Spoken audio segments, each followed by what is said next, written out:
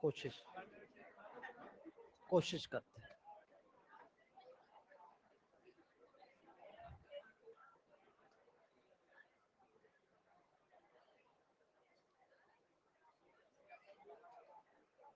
कहाँ कहाँ तक वह है पुराना बोर्ड, आज इसी में पढ़ाते हैं, ठीक रहेगा।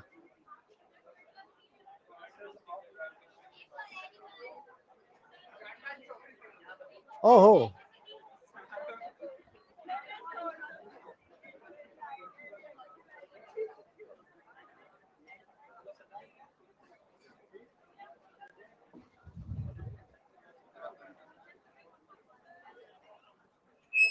आराम से।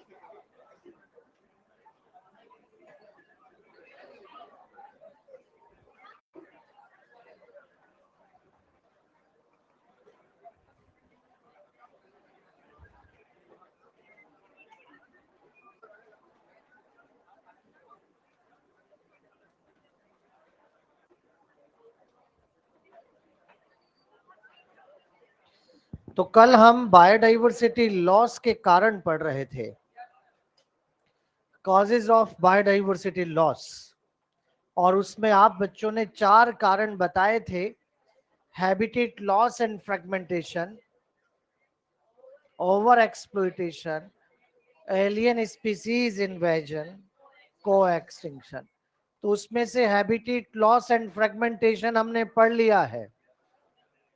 अरे, हैबिटेट लॉस किसे कहते हैं, फ्रेगमेंटेशन किसे कहते हैं, दोनों बातें हो चुकी है। जब वाइल्ड लाइफ का हैबिटेट कम हो रहा है, फॉरेस्ट काटे जा रहे हैं, तो उसको तो आप हैबिटेट लॉस में काउंट करते हो, और बड़े बड़े फॉरेस्ट को छोटे छोटे टुकड़ों में काट देना फ्रेगमेंटेशन कहलाता है। दोनों बातें हो चुकी है। मैंने आपसे ये भी कह दिया है कि ये मेजर कॉज है। अगर चारों भी एक साथ ऑप्शन में आ जाए तो हमें इसी को वहां पर रखना है, ये मेजर कॉज होगा, ये ध्यान रखेंगे आप। दूसरा आता है ओवर एक्सप्लॉइटेशन। जब ह्यूमन की नीड ग्रीड में बदलती है तो ओवर एक्सप्लॉइटेशन होता है। आवश्यकताएं जब लालच बन जाती है तो ओवर एक्सप्लॉइटेशन होता है बेटा। और इसी का नतीजा है कि आज स्टीलर सी काऊ और पैसेंजर पीजन हमारे बीच नहीं रहे। जो एग्जाम्पल जहां बता दिया बस वही याद हो जाना चाहिए बेटा। तो ओवर एक्सप्लॉइटेशन में आपको स्टीलर सी काऊ और पैसेंजर पिजन का नाम याद रखना है। उसके बाद में नेक्स्ट यहां पर आ रहा है alien species invasion. Alien species मतलब किसी दूसरे इकोसिस्टम से आई हुई स्पीसीज है। याद रखो, जो बाहर से आती है उसे एक्सोटिक कहते हैं, जो नेटिव होती है उसे इंडिजीनस कहते हैं।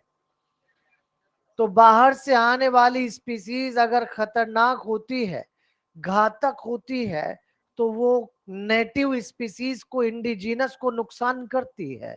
हुआ ऐसा अफ्रीकन विक्टोरिया लेक के अंदर बेटा, हमने देखा कि बहुत सारी सिचलिड नाम की मछलियां थी। क्या नाम बोला? चिचलिड नहीं, सिचलिड। क्या नाम बोला?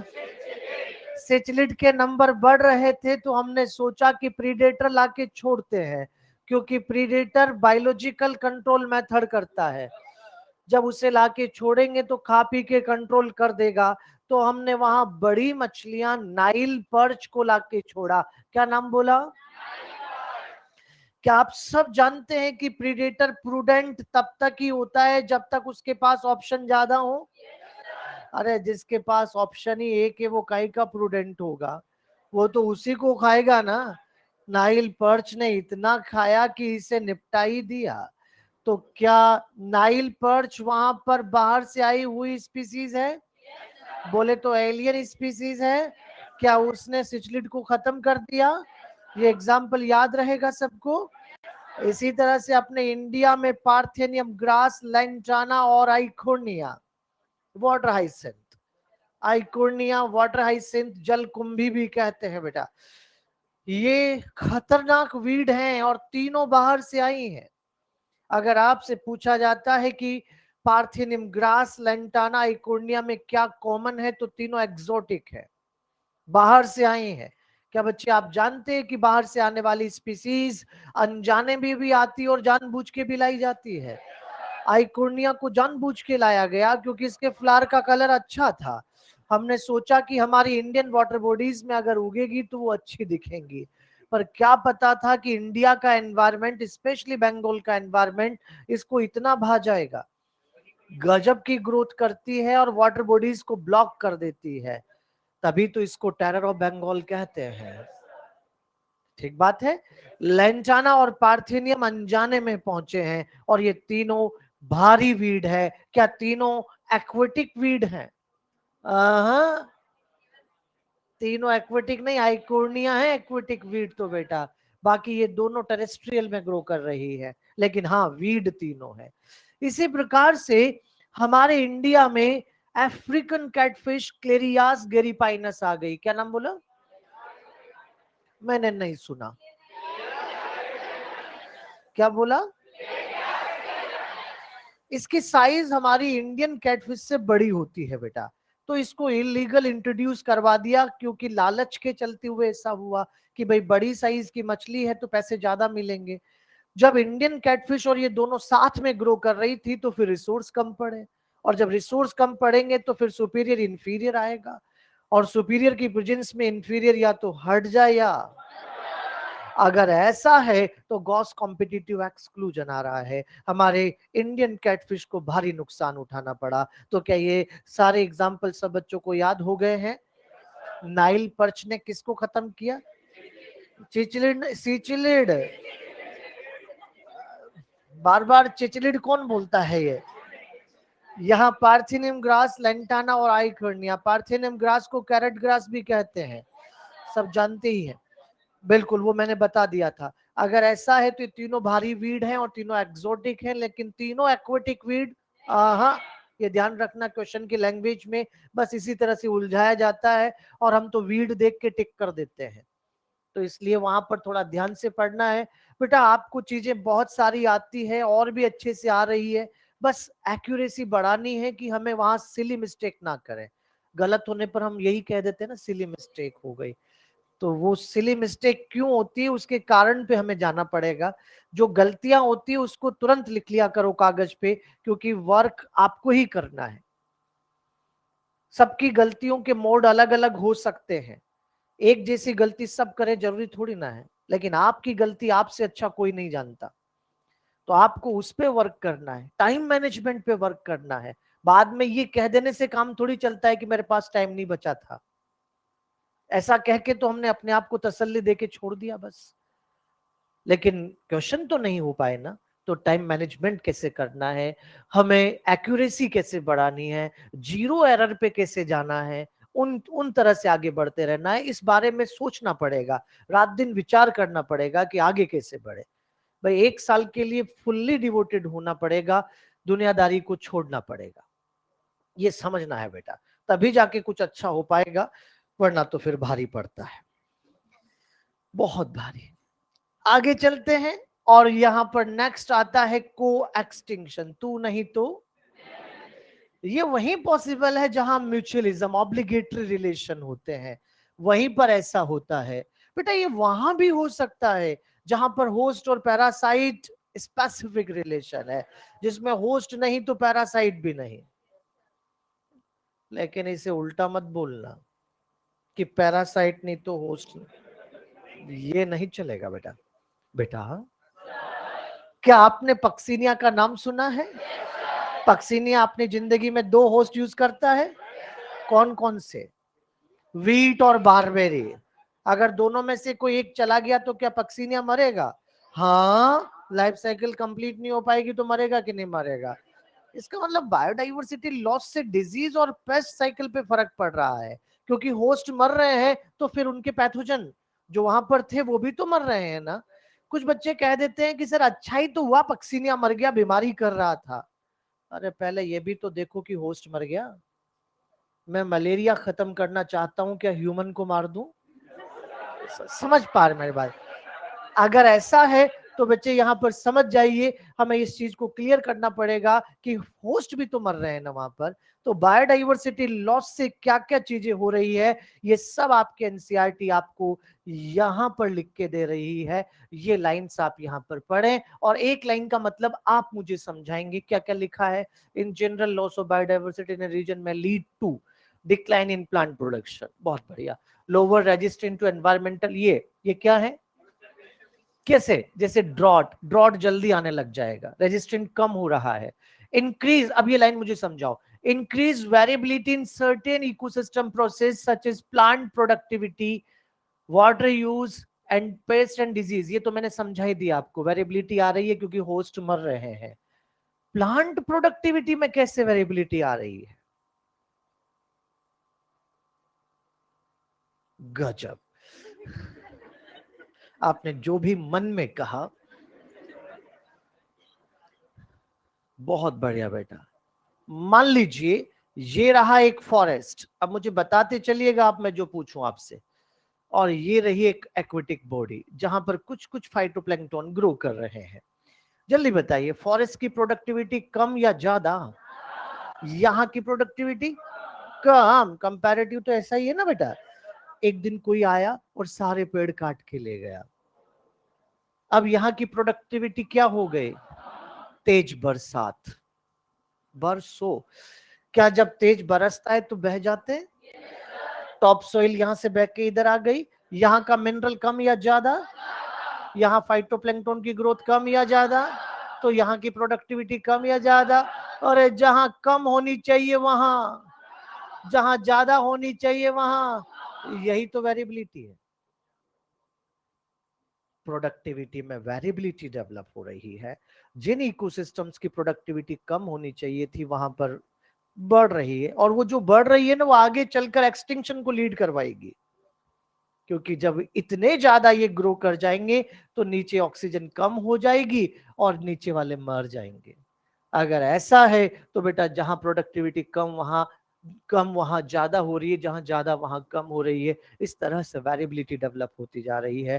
तो ये सारे पॉइंट्स जैसे यहाँ लिखे हैं ना, उसी तरह से आपको इनको ऐसे, एक पॉइंट कौन सा है उसको याद कर लेना है, बी कौन सा है उसको याद कर लेना है, ये काम करने पड़ेंगे। क्योंकि अब ऑप्शंस में ऐसे आएंगे, ये आपको यहाँ की ऐसे क्वेश्चन बन जाएगा कि loss of biodiversity in region में लीड टू, पहला ऑप्शन, दूसरा ऑप्शन, तीसरा ऑप्शन, ऐसे बनेंगे ये। तो अब इसके अंदर यहां पर लिखा है इंक्रीज्ड वेरिएबिलिटी, मैं लिख दूंगा डिक्रीज्ड वेरिएबिलिटी। तो इस तरह से ये चीजों पे काम करना पड़ेगा। कहाँ नॉट लिखा है, कहाँ ऑलवेज लिखा है, कहाँ ओनली लिखा है, इन चीजों पे हमें काम करना पड़ेगा, तब स्टेटमेंट वाले क्वेश्चन अच्छे से होंगे। ठीक, तो नुकसान बहुत हो गया, नुकसान के कारण भी हमने देख लिए। चलिए बचाते हैं, और इसके लिए हम यहाँ पर आज बायोडाइवर्सिटी कंजर्वेशन की बातें करते हैं। बहुत इंपॉर्टेंट टॉपिक है, चलते हैं बेटा आगे। Biodiversity conservation.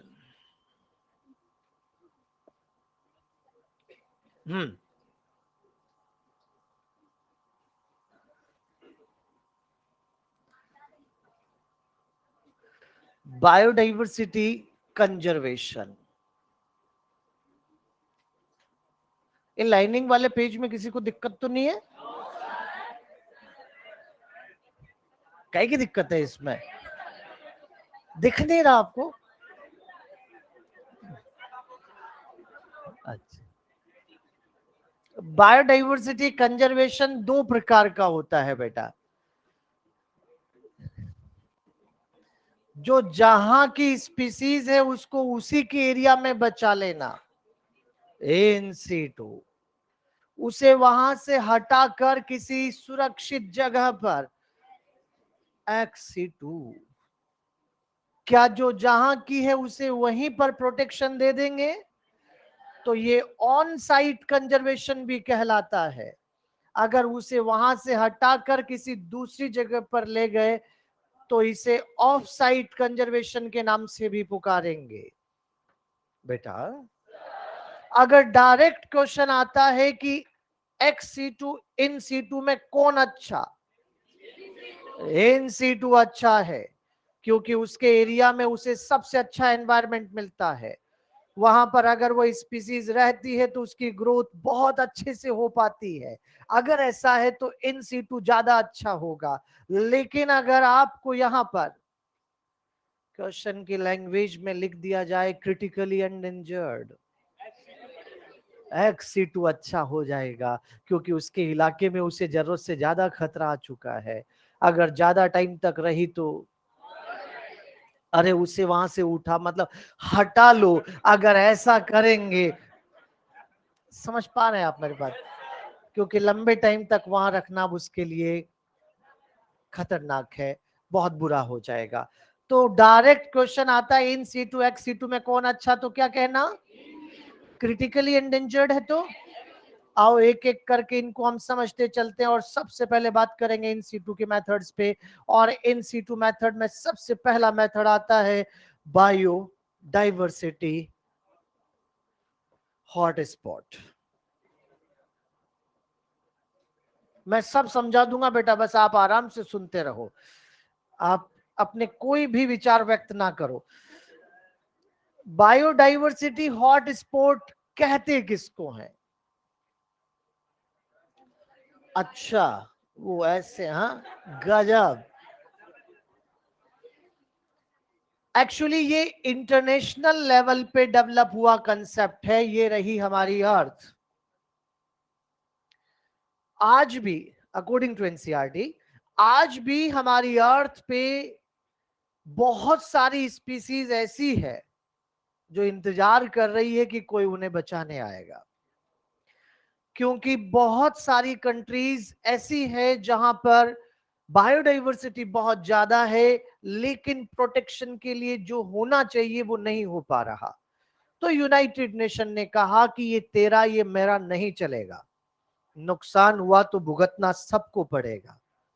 अगर ऐसा है तो हमें यहां पर तुम मत बचाओ, हम आके बचाते हैं। और इसी कंसेप्ट पर नॉर्मन मेयर नाम के साइंटिस्ट ने बायोडाइवर्सिटी हॉटस्पॉट कंसेप्ट डेवलप किया।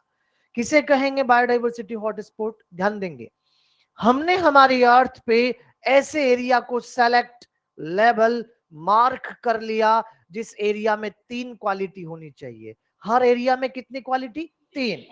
पहला, वहां बायोडाइवर्सिटी ज्यादा, क्या होना चाहिए? एंडेमिक स्पीसीज भी, हैबिटेट लॉस भी ज्यादा। कम हैबिटेट लॉस हो रहा है तो प्रोटेक्शन क्यों दूंगा? समझ पा रहे हैं? तो जिस एरिया में ये 3 बातें देखने को मिलेगी, बायोडाइवर्सिटी ज्यादा, एंडेमिक स्पीसीज ज्यादा, हैबिटेट लॉस ज्यादा, इन 3 क्वालिटी वाले एरिया को सेलेक्ट कर लो, उसे लेबल करके मार्क कर लो, और उस एरिया को किस नाम से पुकारा है? क्या इस एरिया के अंदर high level of species richness है? High level of species richness यहां पर आपको देखने को मिलेगी बेटा।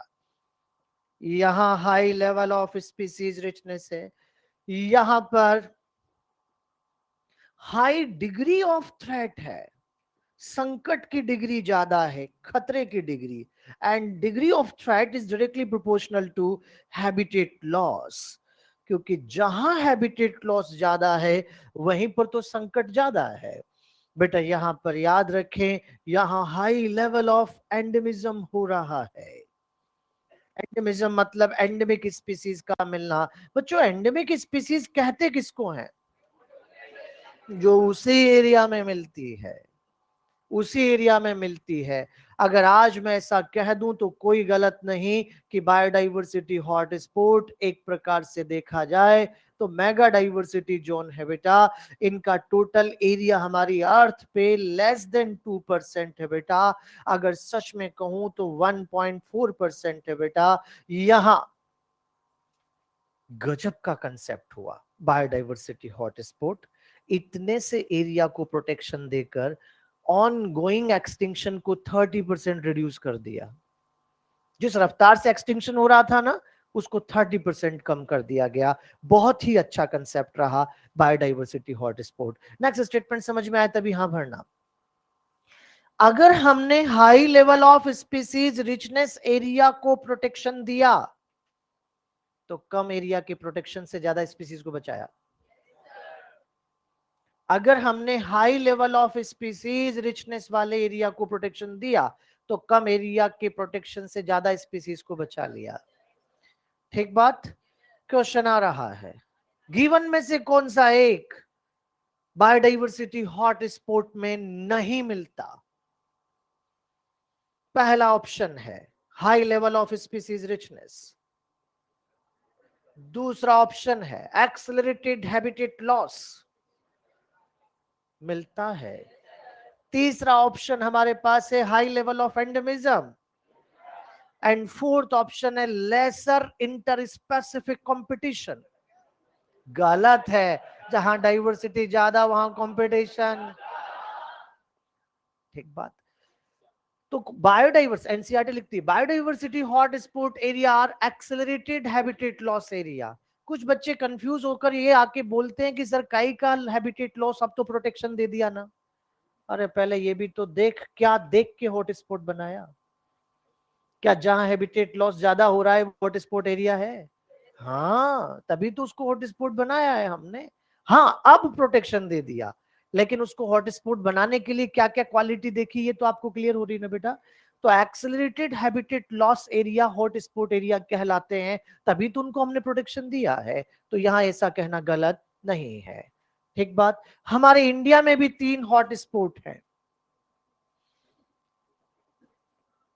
और इंडिया के 3 हॉटस्पॉट के नाम क्या सब बच्चे जानते हैं? क्या क्या है जरा बताएंगे? बहुत बढ़िया, सब कह जाते हो आप, बहुत बढ़िया। क्या ये वेस्टर्न घाट श्रीलंका है? क्या हो रहा है आज? कोई भी बालक या बालिका ना कहे कि श्रीलंका कब से इंडिया में है। बेटा ये श्रीलंका से जुड़े हुए एरिया है, जिसे राम सेतु एरिया के नाम से पुकारते हैं। ये एक प्रकार की कोरल रीफ है बेटा। जो कोरल रीफ्स के ऊपर डाइवर्सिटी ज्यादा है, तो वो एरिया एक तरह के हॉटस्पॉट एरिया माने जाते हैं। यहां पर आपको इंडो बर्मा भी कहना पड़ेगा। बर्मा किसको कहते हैं? हाँ, वहां बॉर्डर एरिया है बेटा, और ये भी हाई डाइवर्सिटी वाला एरिया है। और ईस्टर्न हिमालय तो है ही सही।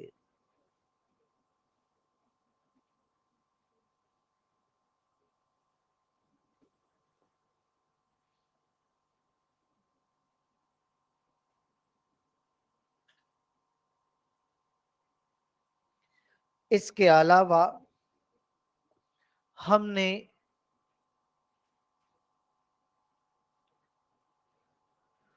ये इन सीटू में ही चल रहा है, बायोस्फीयर रिजर्व्स भी बनाए थे हमने, नेशनल पार्क भी बनाए हमने, वाइल्ड लाइफ सेंचुरी भी बनाई। एक बात सब बच्चे सुन लेंगे, हॉट स्पॉट अगर इंटरनेशनल लेवल पे देखें तो 25 पहले, 9 बाद में, टोटल 34 हैं। 25 तो टेरेस्ट्रियल है और 9 एक्वेटिक है। ये इंटरनेशनल, इंडिया में 3 है, और इस 34 हॉट स्पॉट का एरिया है ये लेस देन 2%। लेकिन अब biosphere reserve, national park, wild life sanctuary में सिर्फ इंडिया की बात कर रहा हूं। अरे एक्चुअली कंसेप्ट आया था MAB। MAB का मतलब होता है मैन एंड बायोस्फीयर। ऐसा कहा गया कि बिना लोकल कम्युनिटीज को साथ लिए प्रोटेक्शन देना मुश्किल है, क्योंकि सबसे ज्यादा नुकसान लोकलाइट्स ही पहुंचाते हैं। हम कौन सा शहरों से वहां नुकसान पहुंचाने जा रहे हैं? सबसे ज्यादा नुकसान तो वही करेंगे, उनको साथ लेना चाहिए। सीधी बात है, क्लास में जो सबसे ज्यादा मस्ती करे उसे मॉनिटर बनाओ। ऐसा करने से जो नुकसान पहुंचा रहे उन्हीं हाथों में जिम्मेदारी सौंप दो, प्रोटेक्शन अपने आप हो जाएगा है? इसके लिए वो नुकसान क्यों कर रहे हैं इस पे विचार करना पड़ेगा। उनको इकोनॉमिक बेनिफिट दे दो, इसी के लिए तो नुकसान हो रहा था। तो हमने इसी कंसेप्ट के साथ यहां पर बायोस्फीयर रिजर्व्स को 3 पार्ट में डिवाइड कर दिया बेटा।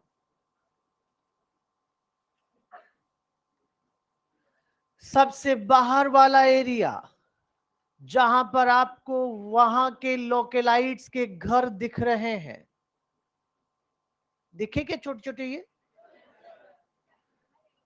घर है बेटा, ये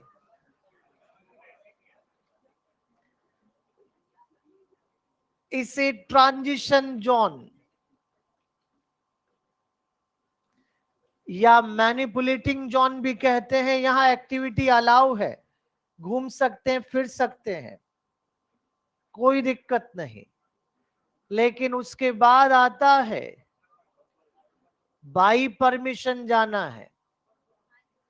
आपके आपका कैटल ग्रेजिंग, मतलब किसी वहां जो रह रहे हैं उनका कैटल ग्रेजिंग करता हुआ अंदर चला गया, परमिशन लेके जाओ, बिना परमिशन के कोई नहीं जाएगा। और तीसरा आता है कोर जोन, मना किया है ना, कोई नहीं जाएगा। ये हाईली रेस्ट्रिक्टेड एरिया है जहां ह्यूमन एक्टिविटीज अलाउ नहीं है। तो ये transition zone, buffer zone, core zone, 3 area बना दिए जाते हैं बेटा, जहां ह्यूमन एक्टिविटीज कोर जोन में अलाउ नहीं। अच्छा, मैं स्टेटमेंट बोलूं, रिलेटेड जोन का नाम आप बोलिएगा। जहां बाई परमिशन एक्टिविटी है, जहां एक्टिविटीज फ्रीक्वेंटली अलाउ है, बिल्कुल भी अलाउ नहीं है। हम चाहते हैं कि वहां की वाइल्ड लाइफ को कोर जोन में रखकर पूरा नेचुरल एनवायरनमेंट दें, ताकि वो अच्छे से ग्रो करे। अगर आपको निगरानी करनी है तो आप ड्रोन से कर सकते हैं, आप वहां पर कैमरा वैसे भी लगा सकते हैं। अगर बाहर से कोई वीआईपी आता है कि मुझे इंडियन टाइगर देखना है, तो बफर जोन में घुमा के लाना है, कोर जोन में वो भी नहीं जाएगा। नियम तो यही है। आज हमारे इंडिया में 14 बायोस्फीयर रिजर्व है, रिसेंटली ये 18 हो चुके हैं।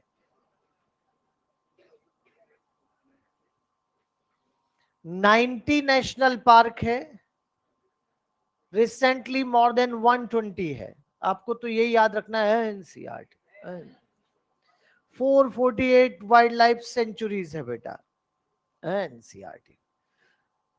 अब कुछ बच्चे कहेंगे कि ठीक है सर, तीनों प्रोटेक्शन के लिए बनाए हैं, biosphere reserve, national park, wild life sanctuary, लेकिन तीनों में डिफरेंस क्या है? सुने, वो एरिया जहां पर आपने बायोटिक के साथ ए बायोटिक माइंस मेटल्स को भी प्रोटेक्शन दिया है, वो बायोस्फीयर रिजर्व है बेटा। जहां सिर्फ बायोटिक प्लांट एनिमल के प्रोटेक्शन पे ध्यान है उसे, और जहां सिर्फ एनिमल की प्रोटेक्शन पे फोकस है, वो वाइल्ड लाइफ सेंचुरी है, भरतपुर बर्ड सेंचुरी है। हम मानते हैं कि बिना प्लांट एनिमल नहीं रहता, लेकिन आपका फोकस एनिमल की प्रोटेक्शन पर है, तो उसे वाइल्ड लाइफ सेंचुरी कहेंगे। या फिर ऐसा कह दीजिए, जो डिस्ट्रिक्ट लेवल पे बनाए जाती हैं, वो जो स्टेट लेवल पे बनते हैं, नाम में नेशनल है, जो स्टेट लेवल पे बनते हैं वो, और जो नेशनल लेवल पे बनते हैं वो, जहां एक ही डिस्ट्रिक्ट है वो क्या है, एक से ज्यादा डिस्ट्रिक्ट की बाउंड्री है, एक से ज्यादा स्टेट की बाउंड्री है, ऐसे। तो इस तरह से भी इसको डिवाइड कर दिया जाता है। इसके अलावा एक और तरीका यहां पर आता है और वो है सैक्रेड ग्रूव्स, फिफ्थ मेथड।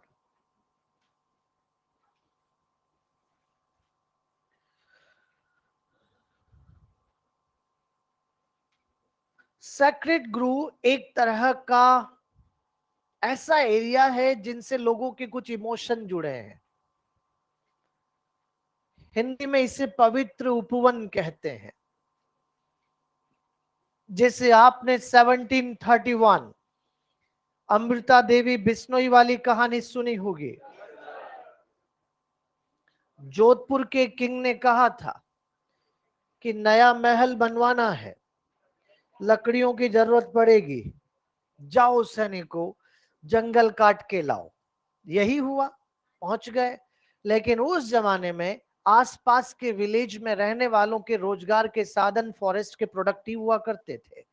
वहीं से वो फ्रूट्स लाते थे, गम लाते थे, और भी प्रोडक्ट लाते थे और मार्केट में बेच के काम चलाते थे। जब वही कट हो जाएंगे तो कहां जाएंगे बेचारे। यही सोचकर पास के विलेज में रहने वाली बहुत ब्रेव लेडी जिनका नाम अमृता देवी बिश्नोई अपनी 3 डॉटर्स हंड्रेड्स ऑफ विलेजर्स के साथ वहां पहुंचे और उन्हें मना किया कि मत काटो, लेकिन नहीं माने। तो सबने ट्रीज को हग कर लिया। ये मूवमेंट चिपको मूवमेंट नहीं है, यहां से इंड्यूस होकर टिहरी गढ़वाल, सुंदर लाल बहुगुणा, चंदी प्रसाद भट्ट की लीडरशिप में हुआ मूवमेंट चिपको मूवमेंट कहलाता है, 1974। लेकिन ये 1731 की बात है। नहीं माने, सबने ट्रीज को हक कर लिया। तो फिर बात वापस राजा तक पहुंची। उधर से आदेश आया कि जो बीच में आता है उसे काट दो। यही हुआ। अमृता देवी बिश्नोई और 3 डॉटर्स और बाकी जो विलेजर्स थे वो मारे गए। आज वो एरिया बिश्नोई कम्युनिटी के लिए हाईली इमोशन से जुड़ चुका है। ऐसे एरिया को आप सैक्रेड ग्रू एरिया के नाम से पुकारते हैं, जहां हंटिंग और ट्री कटिंग अलाउ नहीं। बिल्कुल सलमान खान वाला केस उसी एरिया में हुआ था, इसीलिए तो इतना बड़ा केस बन रहा है। अगर किसी दूसरे एरिया में होता तो इतनी बड़ी बात नहीं होती, लेकिन ऐसे एरिया में इस तरह की एक्टिविटी अलाउ नहीं है। ठीक बात है बेटा। ऐसा भी नहीं है कि जहां मारकाट हुई है वही सैक्रेड ग्रू होगा। अरे पुराने किसी मंदिर के पास का एरिया या फिर कोई भी ऐसे एरिया जिनसे इमोशन जुड़े हैं, उसको आप सेक्रेड ग्रुप के नाम से पुकारते हैं। और ऐसे 4 नाम आपके एनसीईआरटी आपके लिए लिख रही है, जो आप एनसीईआरटी से खुद लिखेंगे यहाँ। और क्या क्या है, एक तो आपने अभी अभी कहा कि अरावली हिल्स ऑफ राजस्थान है, खासी और जेंटिया हिल्स ऑफ मेघालय है, western Ghats of Karnataka and Maharashtra है, चंदा बस्तर सरगुजा मध्य प्रदेश है।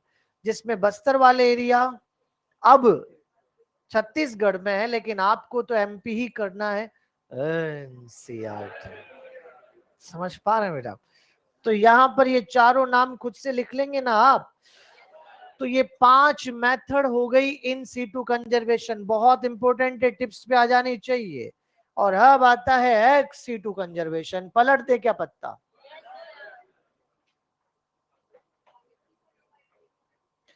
जहां पर आपने प्लांट एनिमल को तो प्रोटेक्शन दिया ही है, उस एरिया की जो भी माइंस हैं, जो मेटल्स वहां पर मिलती है, उनको भी प्रोटेक्शन देना है।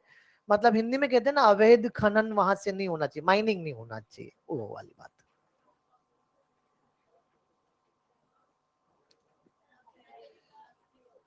है।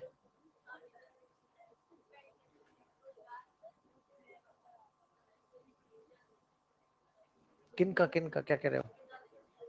हाँ हाँ, उनका मोटिव कुछ और रहा हो, लेकिन था तो ट्री को बचाना ही ना, कैसे भी रहा हो। अल्टीमेट तो ट्री को बचाना ही चाह रहे थे। और हम तो अच्छा सोचते हैं ना बेटा, तो हम ऐसा सोच के इस बात को अवॉइड थोड़ी कर सकते हैं कि वो तो अपने फायदे के लिए ऐसा कर रहे थे, यूं थे वो थे। ठीक बात है।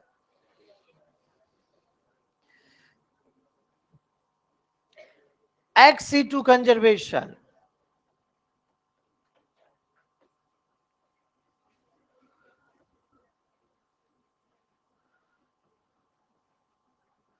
और इसके लिए जो मेथड आती है, आपको उसको अपने एरिया से हटाकर सेफ साइट पे लाना पड़ेगा।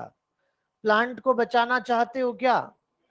ले आओ बॉटनिकल गार्डन में, ले आओ बेटा।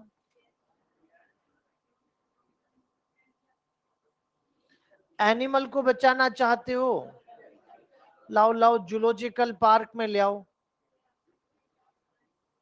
जूलॉजिकल पार्क वही है जिसे आप क्या कहते हैं?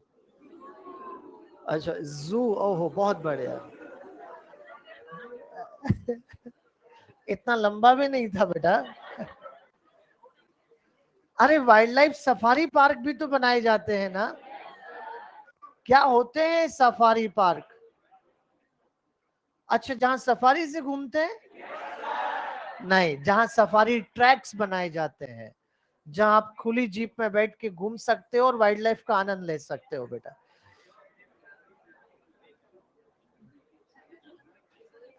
क्या आप क्रायो प्रिजर्वेशन जानते हैं सब बच्चे? क्या होता है क्रायो? और गजब हो गया, -196 degree centigrade temperature, liquid nitrogen की प्रेजेंस में सीड्स को, गैमेट्स को प्रिजर्व करना क्या कहलाता है? Cryo preserve. क्रायो मतलब अति ठंडा। यहां साथ के साथ हम सीड बैंक भी तो बनाते हैं ना। प्लांट के वो पार्ट जिनसे नए प्लांट बन सकते हैं, उनको प्रिजर्व करना सीड बैंक है। टिश्यू कल, बिल्कुल बेटा। लेबोरेटरी में प्लांट को माइक्रो प्रोपेगेट करना भी टिश्यू कल्चर, ये भी एक तरह का एक्स सीटू कंजर्वेशन है। तो 5 मेथड इन सीटू में है और 6 मेथड एक्स सीटू में है। आज की तारीख में टिप्स पे आ जाना चाहिए। क्वेश्चन आ रहा है, गिवन में से कौन सा एक इन सीटू मेथड है? Zoological park, national park, wild life safari park, तीनों के पीछे पार्क। जो एग्जाम में आपको कंफ्यूज कर सकता है, इसलिए थोड़ा ध्यान से बेटा। यहाँ पर नेशनल पार्क ही है जो कि इन सीटू में है, बाकी 2 पार्क एक्स सीटू में आ रहे हैं।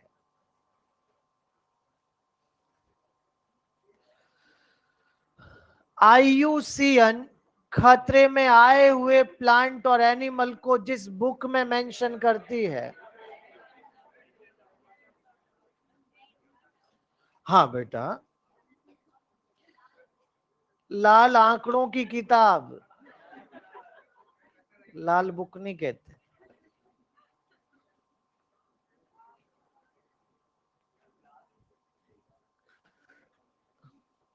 इसी प्रकार से ग्रीन डेटा बुक भी होती है। हाँ बेटा, यहां पर rare rare conserve rare plant आते हैं जिनको कि कंजर्व किया जा चुका है। ऐसे लिखो, कंजर्व पहले लिखो, जिनको बचाया जा चुका है। अच्छा, रेयर किसको कहते हैं बेटा? जो नेचर में ही लीस्ट नंबर में होते हैं, वो रेयर कहलाते हैं। 2 बातें हो सकती है, या तो उनका बायोटिक पोटेंशियल ही कम है, या फिर वो एंडेमिक है। रेयर वो हैं जो नेचर में ही कम है, 2 बातें हो सकती है, या तो उनका बायोटिक पोटेंशियल कम है या फिर वो एंडेमिक है, उनको रेयर कहा जाएगा। तो ये दोनों नाम भी आप साथ में लिख लीजिएगा। और अब इसके अलावा और क्या चल रहा है वो भी देख लेते हैं। पलट दे पत्ता।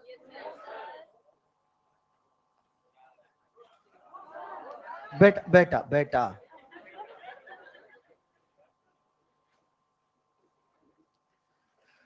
ये हो सकता है थोड़ा सा याद करने वाला पोर्शन हो, लेकिन क्वेश्चन आते हैं।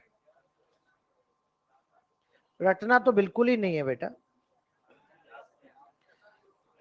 याद करना पड़ेगा। अच्छा, याद करना को सामान्य भाषा में रटना कहते हैं। अच्छा,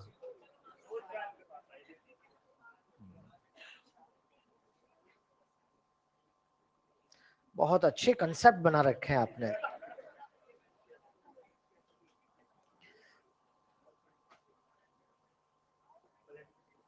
अब तो पलट दे पत्ता।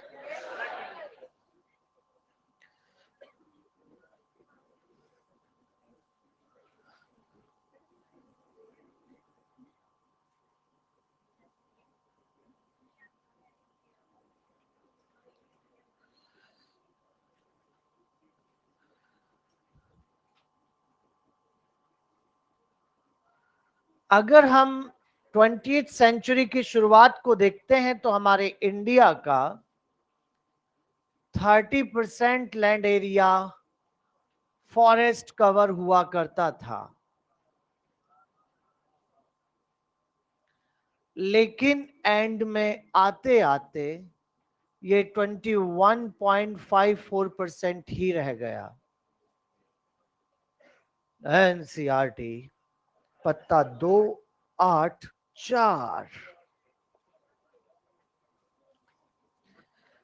सबसे ऊपर। अच्छा,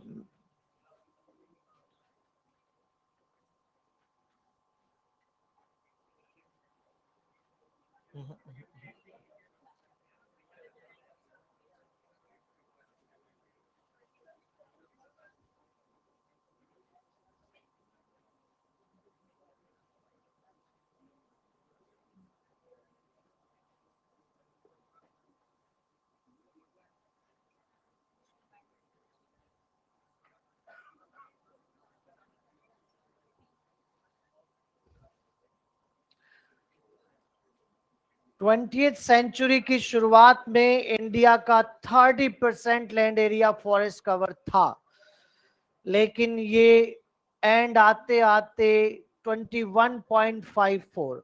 किसी बच्चे की एनसीईआरटी में यहां 19.4 तो नहीं लिखा? लिखा है बेटा? काट दो और 21.54 कर लेंगे।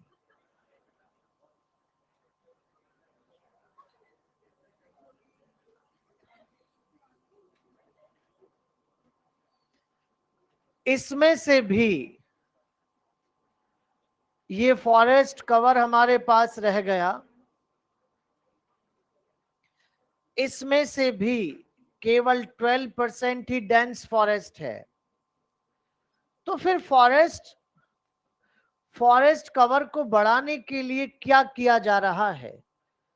आप सब जानते हैं कि 1988 में नेशनल फॉरेस्ट पॉलिसी आई थी, राष्ट्रीय वन नीति, जहां ये रिकमेंड किया गया कि हमारे इंडिया के प्लेन्स एरिया का 33% और हिल्स एरिया का 67% फॉरेस्ट कवर होना चाहिए। कोई भी बालक या बालिका इसे ऐड करके 100 ना करें। प्लेन्स के टोटल एरिया का 33 है, हिल्स के टोटल एरिया का 67 है। बेटा अभी आए दिन खबरें अभी भी मिल रही हैं कि पूरा का पूरा पहाड़ टूट के गिर रहा है, लैंडस्लाइड हो रहे हैं, ये हो रहा है, वो हो रहा है। अरे उन पहाड़ों पे फॉरेस्ट कवर कम हो गया रे बेटा, सॉइल बाइंडर्स नहीं रहे बेटा। तो इमीडिएट फॉरेस्ट कवर बढ़ाना पड़ेगा भाई। और इसके लिए आपको यहाँ पर दो तरह की फॉरेस्ट्री पे ध्यान देना पड़ेगा। और उसमें पहला ये है कि जो है उसे कम मत होने देना, जो है उसे कम नहीं होने देना, प्रोटेक्शन फॉरेस्ट्री। और कुछ नया लगाना प्रोडक्शन फॉरेस्ट्री कहलाता है। मतलब कि ये एक प्रकार की कंजर्वेशन फॉरेस्ट्री है बेटा, और ये एक प्रकार का कमर्शियल। जब नया लगाना ही है तो ऐसा लगाओ ना जिससे फायदा भी हो। अभी अभी थोड़ी देर पहले आपने बायोस्फीयर रिजर्व बनाया, आपने नेशनल पार्क बनाया, आपने वाइल्ड लाइफ सेंचुरी बनाई। ऐसे शॉर्ट में लिख दूं क्या? बीआर बोले तो, एनपी बोले तो, डब्ल्यू, ठीक है ना? ये जो था उसे बचाया। जल्दी से आंसर दीजिएगा, क्वेश्चन आ गया। National park, biosphere reserves natural ecosystem है कि आर्टिफिशियल? नेचुरल। हमने क्या किया, सिर्फ बाउंड्री तो बनाई है, बाकी सारे काम तूने खुद को करना आता है ना। एक काम करो बेटा, नया लगाना है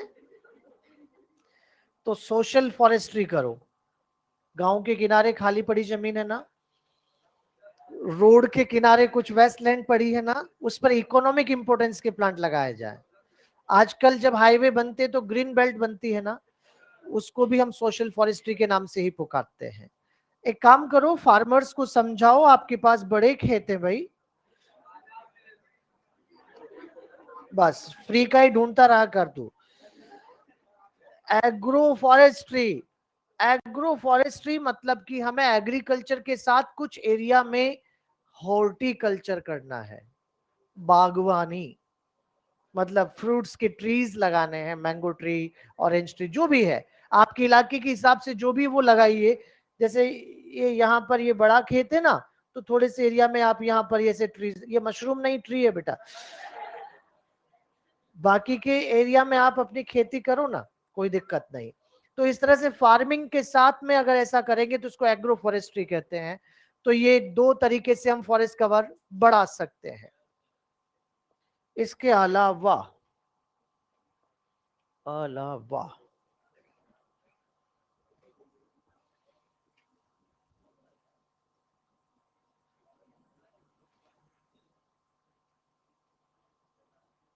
बहुत बढ़िया।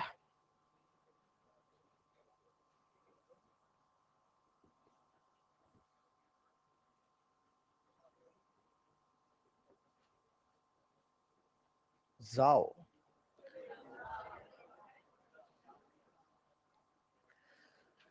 इसके अलावा हमारे इंडिया में 1980s में यहां पर JFM भी आया था, joint forest management.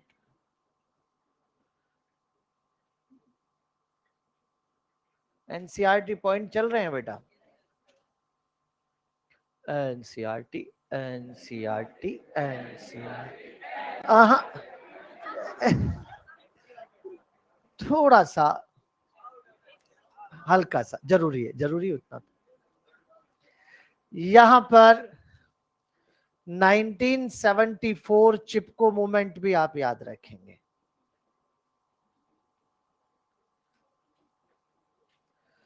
1972 wild life protection act.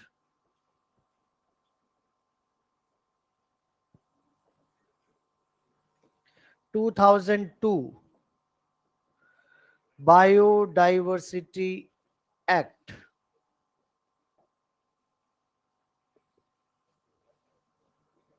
Silent Valley लिखो तो लिख लेना, आजकल इसको हम नेशनल रिजर्व फॉरेस्ट डिक्लेयर कर दिए हैं, राष्ट्रीय संरक्षित वन। तो ये सारी बातें इंडिया के बारे में है। और अब इंटरनेशनल लेवल पे क्या एफर्ट चल रहे हैं, जो हमारी एनसीईआरटी में आखिरी पैराग्राफ है बायोडाइवर्सिटी का, इंटरनेशनल लेवल पर क्या एफर्ट्स चल रहे हैं उन पे भी चर्चा कर लेते हैं। पीछे तक अगर कुछ दिख नहीं रहा हो तो मेरे से पूछ लेना बेटा, दिख पा रहा है?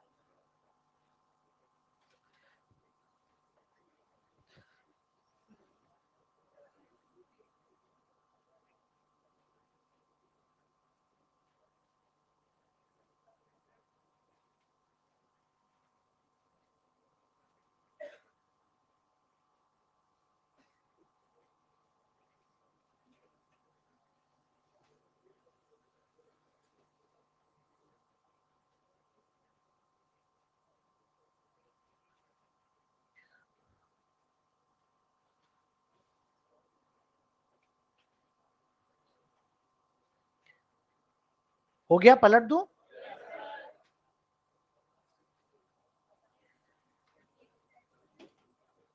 बेटा जल्दी, तुरंत बेटा।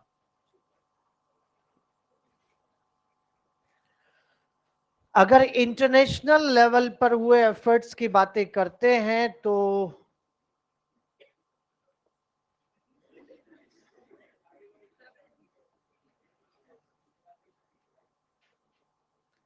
शुरुआत करेंगे 1992 से।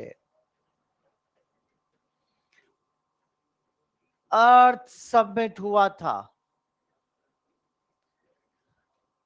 रियो डी जेनेरो, ब्राजील में। इसे यूएनसीईडी के नाम से भी पुकारते हैं। यूएनसीईडी क्या सब बच्चे जानते हैं? यूनाइटेड नेशन, गजब, United nation conference on environment and development.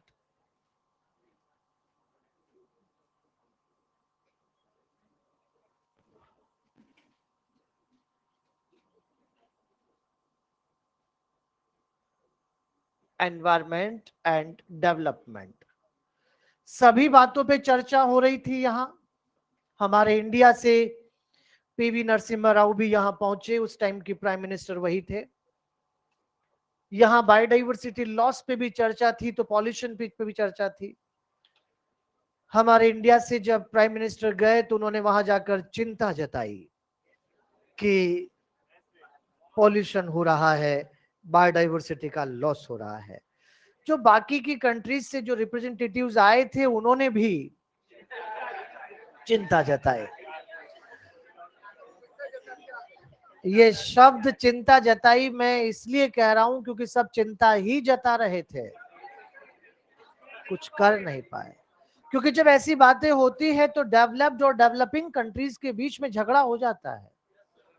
अरे डेवलप्ड कंट्रीज के लोग पॉल्यूशन पे पॉल्यूशन फैलाते हैं, नुकसान पे नुकसान करते हैं और डेवलपिंग कंट्रीज को सप्रेस करते हैं, नहीं चलेगा। सही ऐसे थोड़ी चलेगा यार। अरे आप तो डेवलप हो गए, अब हमें सप्रेस कर रहे हो, थोड़ा पॉल्यूशन हमें भी फैलाने दो। क्योंकि हम इंडस्ट्रीज नहीं लगाएंगे तो हम डेवलप कैसे होंगे? कोई सहमति नहीं बन पाती और सब चिंता जता के ही चले जाते हैं।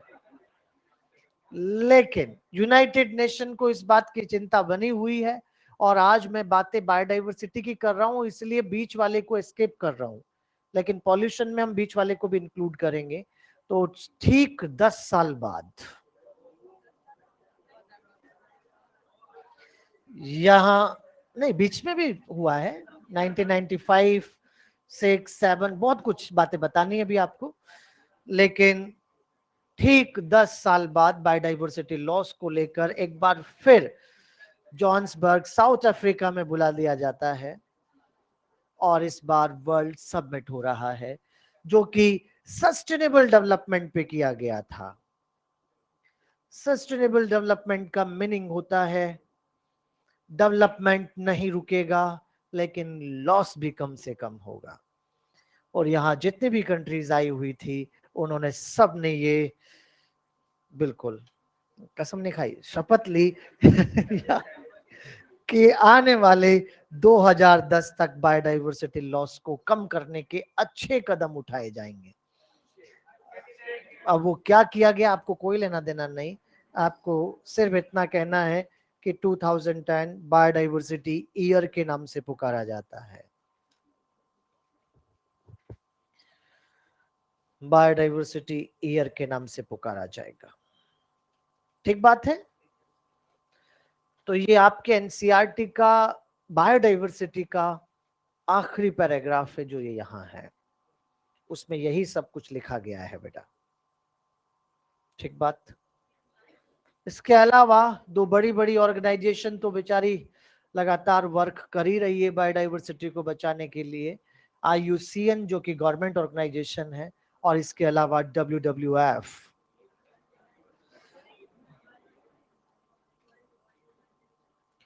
ये वर्ल्ड वाइल्ड लाइफ फंड। ये भी बाय एनजीओ है, नॉन गवर्नमेंट ऑर्गेनाइजेशन, जो कि बायोडाइवर्सिटी को बचाने में पार्ट कर रहे हैं। कनाडा में बनाया गया, अब तो वर्ल्ड वाइड फैल चुका है। अगर आप कभी discovery channel, national geographic channel देखते हो तो कुछ लोग ऐसे वहां दिखेंगे जिनकी टी शर्ट पर WWF लिखा रहता है। वो कोई रेसलर्स नहीं है बेटा, वो इस एनजीओ के मेंबर हैं जो बायोडाइवर्सिटी को बचाने में पार्टिसिपेट कर रहे हैं। तो वैसे तो बायोडाइवर्सिटी वाला पार्ट कंप्लीट हो गया, लेकिन एनसीईआरटी के पहले 2 पेज अभी समझाने हैं मुझे। चलो तो फिर इतनी बातें हो रही है तो वहां भी चलते हैं तुरंत बेटा, तुरंत। आज बायोडाइवर्सिटी हमारे बीच नहीं रहनी चाहिए, मतलब चैप्टर चैप्टर पे चैप्टर। एनसीईआरटी के पहले 2 पेजेस में क्या लिखा है बायोडाइवर्सिटी में, ताकि आज आपके पास एक होमवर्क आ जाएगा कि चैप्टर 15 को पूरा पढ़ना है घर पे। फिर आज ही हो सकता है पॉल्यूशन फैलना भी शुरू हो जाए।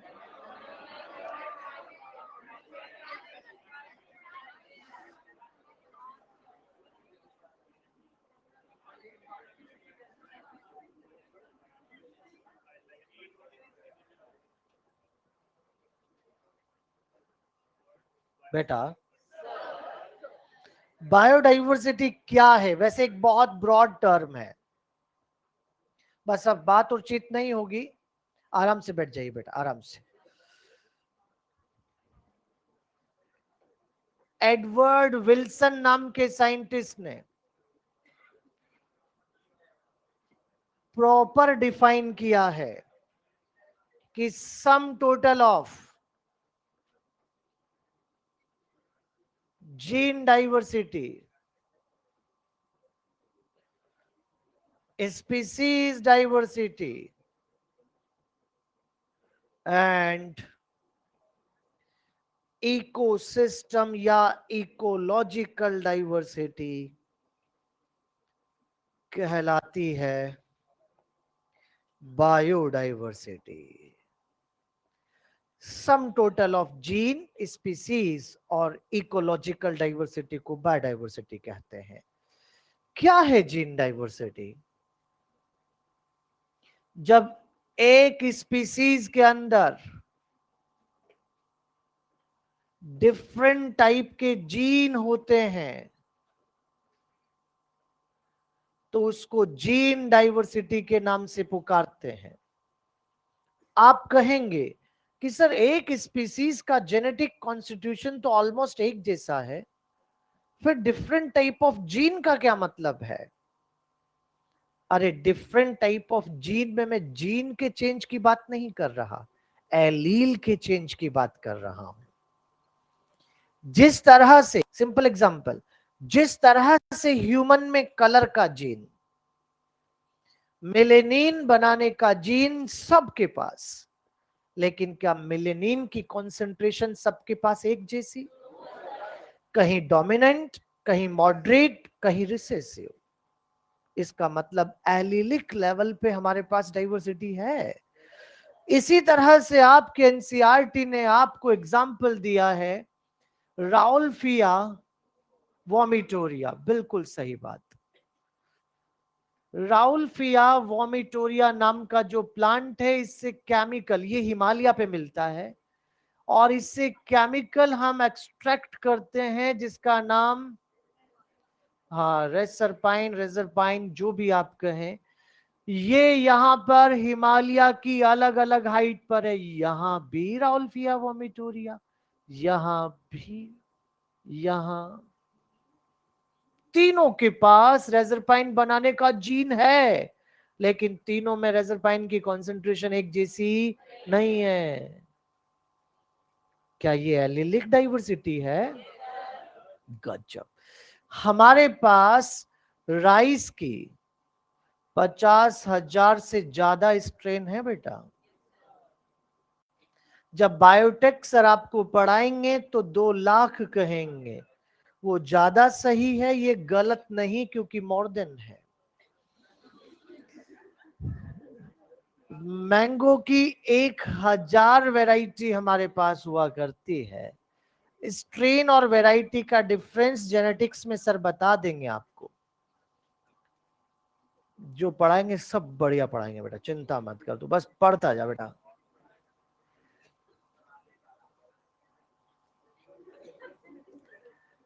Next, species diversity. बेटा यहां अगर एक कम्युनिटी के अंदर डिफरेंट टाइप ऑफ स्पीसीज होती है,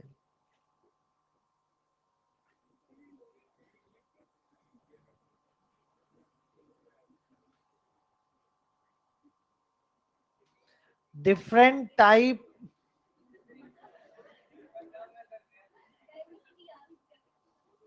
अगर ऐसा है तो बेटा समझ जाओ वो स्पीसीज डाइवर्सिटी कहलाता है। एक कम्युनिटी में डिफरेंट टाइप ऑफ स्पीसीज, जैसे आप सब बच्चे जानते हैं कि वेस्टर्न घाट्स में एम्फीबिया की ज्यादा स्पीसीज होती है देन ईस्टर्न घाट। क्योंकि वेस्टर्न घाट ट्रॉपिकल एरिया है ना। इकोलॉजिकल डाइवर्सिटी,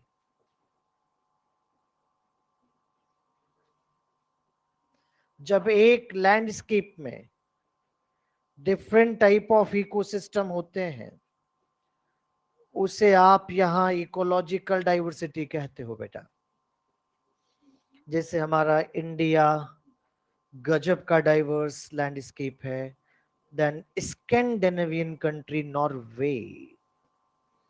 स्कैंडिनेवियन शब्द नॉर्थ यूरोपियन कंट्रीज के लिए यूज करते हैं, तो आपको उस पे नहीं जाना, फिनलैंड डेनमार्क जो भी है।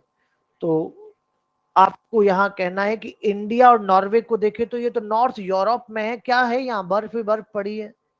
हमारे पास क्या नहीं है, यहाँ पर रेन फॉरेस्ट भी है, डेसिडुअस भी है, कॉनिफर भी है, स्नो भी है, डेजर्ट भी है, वेटलैंड्स भी है। गजब का डाइवर्स। हो गया कि ये पत्ता बड़ा जल्द ही।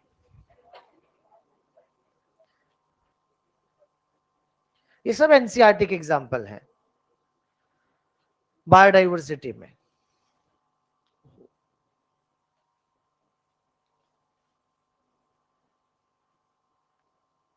अच्छा, जा बेटा जा, जाओ।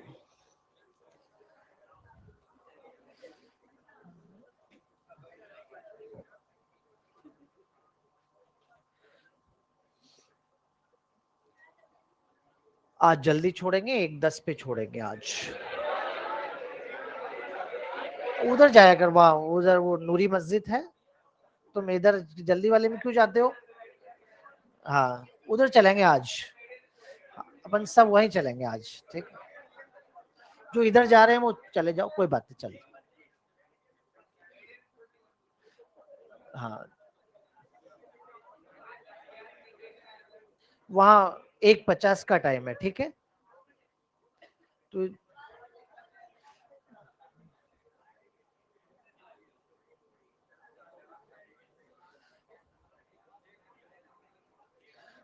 नेक्स्ट, ओहो, छात्राएं धीमी गति से चल रही हैं।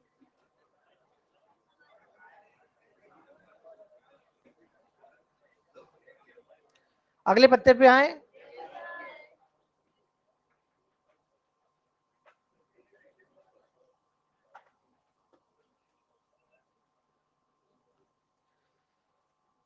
अगर हम आज टोटल डिस्कवर्ड स्पीसीज के बारे में बात करते हैं, तो टोटल डिस्कवर्ड स्पीसीज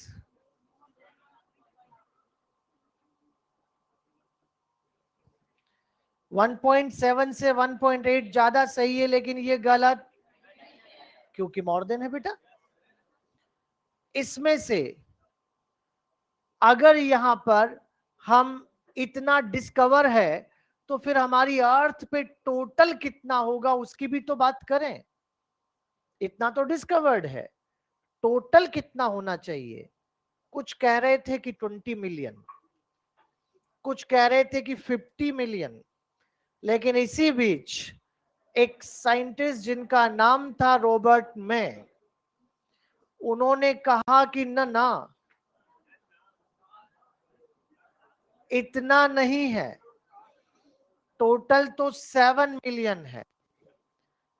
अब आप कहेंगे कि सर, जिन्होंने 20 मिलियन कहा, जिन्होंने 50 मिलियन कहा, उन्होंने क्या बिगाड़ लिया जो उनकी बात को नहीं माना? और रॉबर्ट में ऐसा क्या देख लिया जो उनकी बात को आप मान रहे हो? क्वेश्चन तो है ये। अरे रॉबर्ट मैंने 7 मिलियन वाला फिगर स्टेट्स और प्रोबेबिलिटी को यूज करके दिया है। हाँ,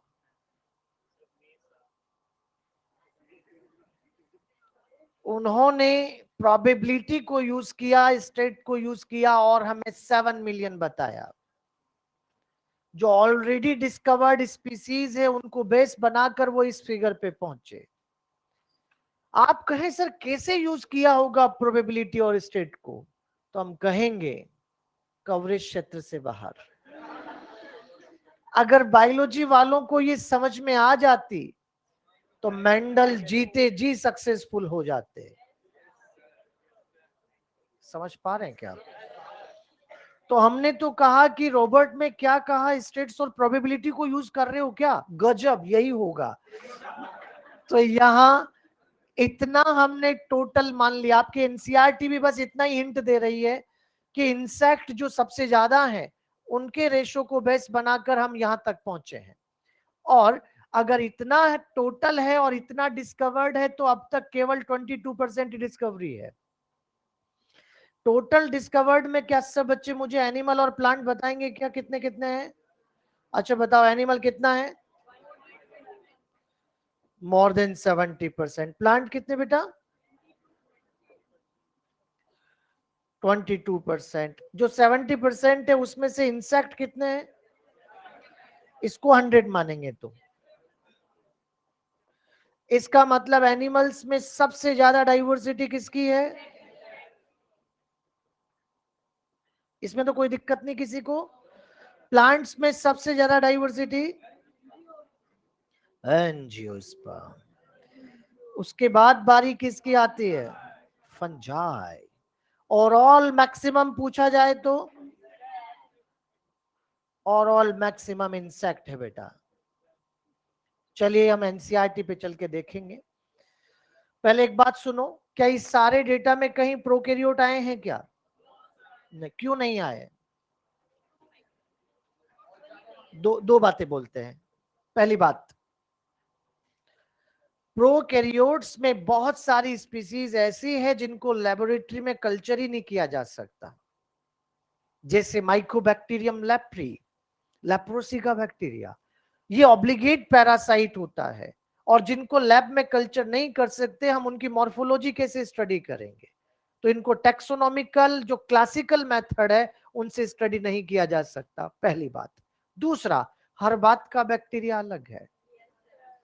अगर हम उनके अंदर मिलने वाले केमिकल, उनके अंदर मिलने वाले जीन की बेसिस पर उनको क्लासिफाई करेंगे तो अकेले की डाइवर्सिटी मिलियंस में चली जाएगी। ये बात हुई थी पहले भी। तो चलिए एनसीईआरटी क्या लिखती है वहां चलते हैं, एक बार ये भी हम देख लें क्योंकि पाई चार्ट्स भी दिए हैं। पाई चार्ट्स दिए हैं इससे रिलेटेड, देखते हैं।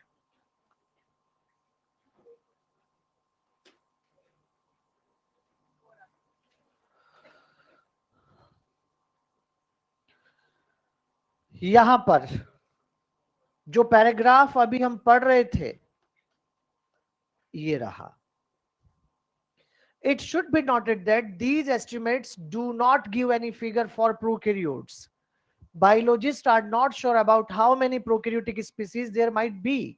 The problem is that conventional taxonomic methods are not suitable for identifying microbial species. Conventional method का मतलब होता है taxonomy, जो वो morphology वाली है। और morphology क्यों नहीं स्टडी हो सकती? क्योंकि लैब में कल्चर नहीं हो रहा। Methods are not suitable for identifying microbial species and many species are simply not culturable under laboratory conditions. If we accept biochemical और मॉलिक्यूलर क्राइटेरिया फॉर डिलिनेटिंग मतलब describing species for this group, then their diversity alone might run into millions. ठीक बात है।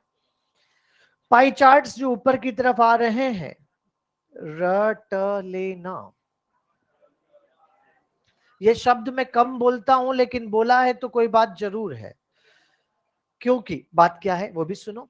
आप इधर देखो, bird, reptile और amphibia में इतना बड़ा बड़ा डिफरेंस नहीं दिख रहा।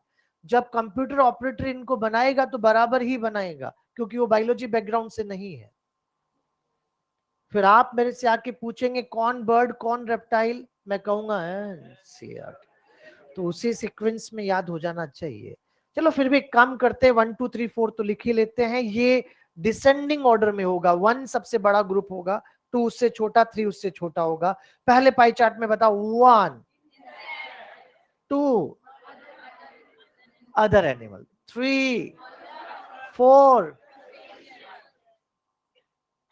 Right right right.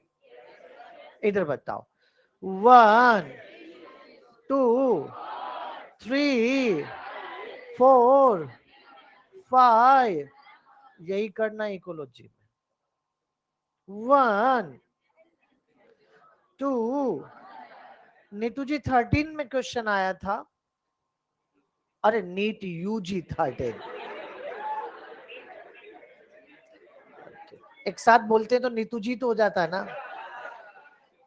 तो नीतू जी 13 में क्वेश्चन आया कि प्लांट्स में सबसे ज्यादा डाइवर्सिटी किसकी है, तो आंसर फंजाई गया, क्योंकि एंजियोस्पर्म ऑप्शन में नहीं था। है बेटा। तो 1 क्या, एंजियोस, 2 क्या, फंजाई, 3 क्या, 4 क्या, 5 क्या, 6 क्या, यहां पर ये लिखा है ना, अलीज या अलाइज जो भी लिखा है, इसका मतलब जिम्नो से लेना है।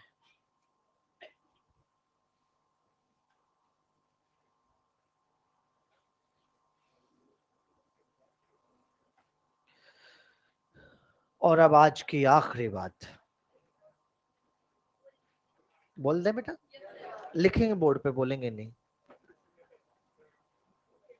थक जाते हो आप लोग, है ना, बहुत लंबे समय तक टेबल पे बैठे रहते हैं। बिल्कुल बेटा, मैं समझ सकता हूँ, लेकिन क्या करें बेटा, बैठना पड़ेगा। क्या अब तो आदत होगी होगी, अभी भी नहीं हुआ आदत।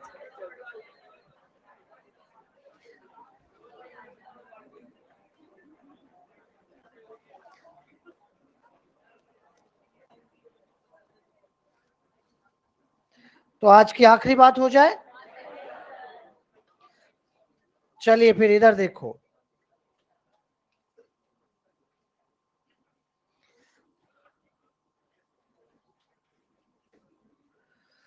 हमारे इंडिया का टोटल अर्थ पे लैंड एरिया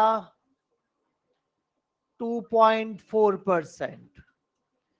इतने से एरिया में हमारे पास डाइवर्सिटी 8.1%। बच्चों बोर्ड पे देख लीजिए, ये इंपॉर्टेंट है, एनसीईआरटी का ही पार्ट है।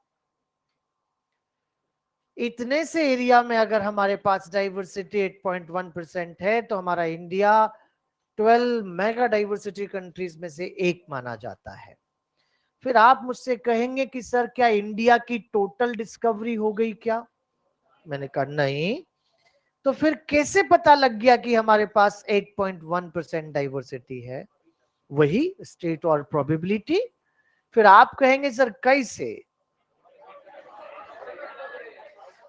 आओ समझते हैं, क्योंकि एनसीईआरटी भी कुछ हिंट दे रही है, तो समझना पड़ेगा। इधर, अब मुझे ज्यादा मैथ्स नहीं आती, आपको आती है, ध्यान देना इधर। अभी अगर इंडिया की टोटल डिस्कवर्ड स्पीसीज को देखा जाए, तो हमारे पास 45,000 तो प्लांट की species and more than twice, मतलब कि मोर देन 90,000 हमारे पास एनिमल्स की स्पीसीज डिस्कवर्ड हैं। मतलब हमारे पास 1,35,000 से ज्यादा डिस्कवरी है। अभी तक मैंने कुछ भी नहीं किया, अभी सिर्फ वही बताया जो डिस्कवर्ड है। एग्री? अभी कुछ नहीं किया हमने, सिर्फ जो डिस्कवर्ड है वही बताया है। लेकिन अब क्या हो रहा है, थोड़ा सा दिमाग पे जोर लगाना। वर्ल्ड में टोटल कितना है, कितना डिस्कवर्ड है, कितना परसेंट है। अब मैं जो नेक्स्ट स्टेटमेंट बोलूं वो समझ में आना चाहिए। अगर वर्ल्ड के टोटल का 22% डिस्कवर्ड है, तो प्रोबेबिलिटी तो यही कहती है कि इंडिया के टोटल का भी 22 ही होगा। भले से हो ना, लेकिन प्रोबेबिलिटी, अगर वर्ल्ड के टोटल का 22% डिस्कवर्ड है, तो इंडिया के टोटल का भी कितना मानना पड़ेगा। इसका मतलब 1,35,000 को मैं 22% मानूं, ये डिस्कवर्ड है ना। जब इसको मैं 22% मानूंगा, तो अपने आप 100% का अंदाजा लगेगा। अगर 1,35,000 22% है, तो टोटल 5,60,000 से ज्यादा है, क्योंकि 5,60,000 का 22% 1,35,000 है। 5,60,000 कहां से आया, समझ पा रहे हैं। मैंने 1,35,000 को कितना माना, 22। क्यों माना, वर्ल्ड के टोटल का 22 डिस्कवर्ड है, तो इंडिया के टोटल, प्रोबेबिलिटी, अनुमान तो यही है। अगर ऐसा है, तो यहां पर एक 5,60,000 हमारा टोटल आ गया। अच्छा जल्दी बताओ, वर्ल्ड का टोटल कितना बोला, क्या इसको मैं 70 लाख कह दूं, और 70 लाख का 5,60,000 8.1% होता है। इस तरह से हमारा 8.1% आया है। कैसे आया, समझ पा रहे हैं क्या आप। क्या अभी हमारे इंडिया में इतना डिस्कवर्ड, इतना टोटल, मतलब 4 लाख से ज्यादा डिस्कवरी और होगी। जो 4 लाख से ज्यादा डिस्कवरी होगी, क्या उसके अंदर 1 लाख प्लांट और 3 लाख एनिमल होंगे, क्योंकि वर्ल्ड लेवल की डिस्कवरी में 3:1 ही तो चल रहा है। एनसीईआरटी पता number 261।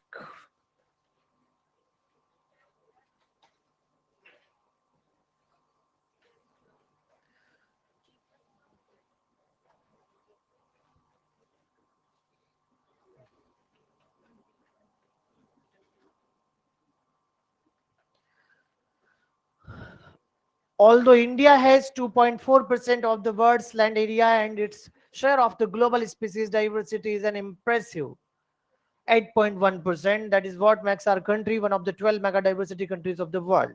Nearly 45,000 species of plant and twice as many of animal have been recorded from India. How many living species are actually there waiting to be discovered and named? If we accept mass global estimate, देखो NCERT hint दे रही है हमें, only 22% of the total species have been recorded so far. Applying this proportion to India's diversity figure, वो 22% को हमने India पे apply कर दिया. We estimate that there are probably more than 1 lakh plant species and more than 3 lakh animal species yet to be discovered and described. ये 1 लाख और 3 लाख कहां से आया, समझ में आ रहा कि नहीं आ रहा। ठीक बात, एनसीईआरटी ने डायरेक्ट लिख दिया, लेकिन कैलकुलेशन हमने कर ली ना, समझ में आ गई बात। क्या इसको डिस्कवरी को कभी हम टोटल डिस्कवरी को कभी पूरा पूरा कर पाएंगे। अरे बहुत सारी तो ऐसी होगी जो डिस्कवर होने से पहले ही एक्सटिंक्ट हो जाएगी। जरा सेकंड लास्ट लाइन को पढ़ लो बेटा, बहुत आध्यात्मिक लाइन लिखी है, भावुक मत हो ना। Nature's biological library is burning even before we catalog the title of all the books stocked there. Nature की बायोलॉजिकल लाइब्रेरी जल रही है, वहां रखी बुक्स को टाइटल देने से पहले ही जल जाएंगी, मतलब स्पीसीज को डिस्कवर करने से पहले ही वो एक्सटिंक्ट हो जाएंगी। है बेटा। तो आज चैप्टर 15, लेकिन एक एक लाइन एनसीईआरटी से आज पढ़ लेना है चैप्टर 15 के, कुछ भी हो जाए बेटा। जाओ।